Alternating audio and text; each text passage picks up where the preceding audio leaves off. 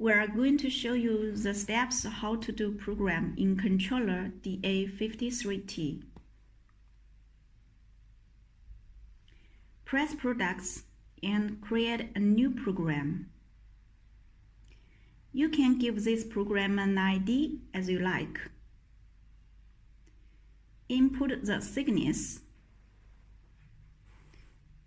and material of the sheet you want to bend.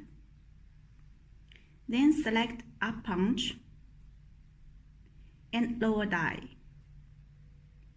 Enter the program. Input bending length, bending angle, x-axis value.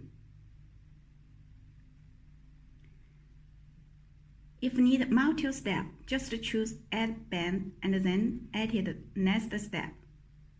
After program, select Auto Mode and then run it.